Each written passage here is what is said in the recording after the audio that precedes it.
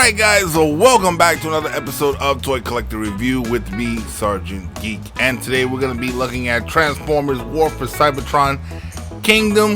This here is Rhinox. Now it's a really cool figure, very difficult figure, but before we get into the figure, as always, let's go ahead and let's take a look at the packaging. Now as you can see, it's got a big window with the name Rhinox on top. Big window so you can see the figure, looks really cool. At the bottom, you got his alt mode right here, along with Kingdom War for Cybertron Trilogy, Transformers written along the side, along with the Generations logo. You got some cool artwork here on the side of the box of Rhinox in his robot mode, which is really cool once again. As you can see, very nice, very nice. And on the back, you got some product shots of the figure himself in both modes, which once again looks really cool. Now, I'm not mistaken, but I could have sworn in the original Beast Wars, he had like a skirt, but I'm not sure. But then again, you got some legal mumbo jumbo at the bottom. You got some cool artwork from the TV show here on the side of the box with all the Transformers, Autobots, and Decepticons, Predators, and Maximals. On the top, you got the logos here along with the TV show logo and some more legal mumbo jumbo at the bottom. Once again, let's go ahead, let's get him out of the box, and let's take a look at the figure himself. Alright guys, so here he is outside of the box, looking pretty cool. I never had the original one, but this one seems cool, so let's go ahead and get a closer look at the figure. Now as you can see, they did a really good job on the head sculpt there. I really like that. He's got lots of detail, like all these figures lately, up and down the body here. You got the plain section right there at the feet, but there is a reason for that, and you'll see in his transformation. As you can see here, you can see the rhino skin there on the side. Really cool looking once again. These figures are looking really cool. Now, if these figures looked like this back in the 90s, when the show came out, I would have been more into it. But then again, like I said, they didn't have the way to build them the way they do now. But he does look cool. You don't really see any hollowness to him. Everything conforms into the figure very nicely. Once again, it looks really nice. This is really cool. I do like the character of Rhinox from the original Beast Wars show. He was really cool. And now for the articulation. As you can see, his head is on a ball joint. You got a little bit up and down, some left and right. Now at the shoulders, he does have some shoulder tilted here. As you can see here, you can bring the arm in a little bit. You can bring it out. He has some very unusual articulation. As you can see here, his arm does go out 90 degrees at the shoulder. He does have shoulder rotation this way as well. Now with the arm, it looks like it's 90 degrees, but I believe it's just shy of 90 degrees. And he does have rotation at the elbow. Mine is a little stiff. So here we go, so you can see right there. Now he doesn't have any rotation or anything at the hands, but he does have a little bit of tiltage there, as you can see. Not much. Now he does have a hip rotation. Not a lot, but he has a little bit. Perfect for that little bit of articulation, that little extra. Now this is as far as he can go out to the side with his legs here, as you can see. But let's go ahead and bring it forward, and you can see it's pretty much 90 degrees. It just doesn't really look it because of the bulkiness of the bottom of the foot, but he doesn't get 90 degrees at the knee. As you can see here, that's about all he gets. He does have a little bit of thigh rotation there. Mine is a little stiff, so it's hard to see it, but he does have it there. Now with the foot, it does have a little bit of up and down, and it does have ankle tiltage. As you can see, he's a pretty cool figure. A little bit different articulation in him, which I think will work in his favor and work in your favor when you pose him up on your shelf. Let me get him to stand up straight. Make sure he doesn't tilt over, because he's not heavy, but he is a little bit awkward in my opinion. But let me go ahead and get him to stand up right. There we go. Now he does come with a couple accessories, which of course are his weapons. So let's go ahead and get those. As you can see, he has two of these right here. They look like saws, but I don't think I ever seen him use them like saws in the TV show. I see him use them like 4-barrel machine guns. He has two of them, so let's go ahead and mount those in his hands right now.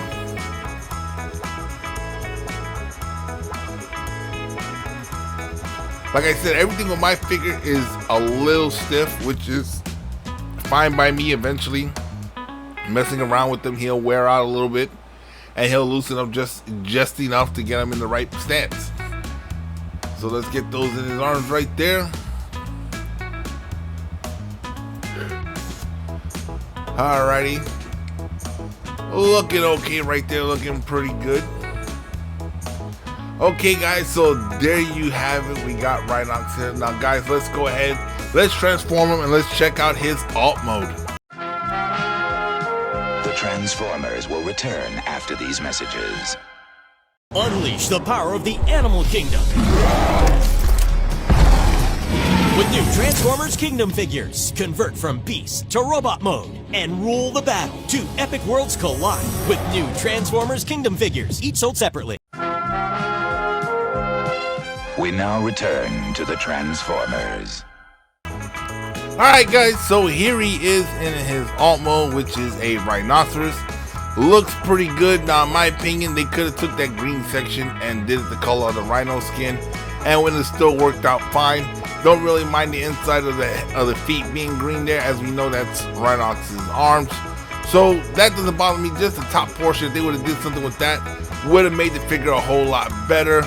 Now, once again, mine was pretty stiff, and this guy is hellacious to transform. He is such a pain in the butt to transform that I'm glad I don't have to do it very often, but he does have nice detail.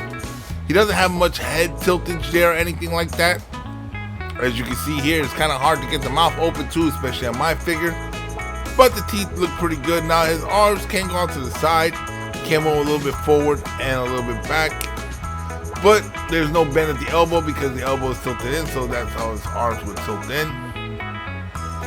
Now the back, the only movement you got is from the lower portion of the legs, which is right there because it is on a ball joint. So you get a little bit forward, a little bit back, but that's about it. Nothing in the ankles, nothing anywhere else. And then the tail is pretty much molded into the back right there, so there's no swinging of the tail or anything. Like I said, there's the robot at the bottom. Like I said, at the shoulders, they would have changed that green port, those green stripes right there for a little bit of rhinoceros skin color. Would have made the figure look a lot better, but it still looks good in my opinion. And guys, that's where we're gonna end this video for today. Alright guys, so that wraps up another episode of Toy Collector Review. Now when it comes to this figure of Rhinox, is he worth getting? I do think so. He does look pretty cool. Now, like I said, I'm not sure. I'm going to have to go back and look. But I could have sworn that the Rhinox in the TV show had designed like some sort of skirt around the waist area. Now that would have been cool if they would have done something like that with him here. But like I said, he's after the War for Cybertron trilogy, not the original Beast Wars. But still, nevertheless, it is a pretty cool figure. As you can see, you can store the weapons in the back right there. And when he's in his alt mode, he actually does store the weapons in the inside the transformation. I did forgot to mention it. I do apologize about that, but once again, like I said, transforming this guy was very, very painful to do. I actually had to go to one of my favorite channels to watch of all time, and I went to MGO to check it out because he's already reviewed this figure, and watching him do it made it less painful, but still, it still hurt to transform this figure. So I'm glad I don't have to do it much, but he does look cool on the shelf, I must say, along with all the other Maximals from the show that I gotten so far. He does look cool with them, and he's gonna make a great addition to my display.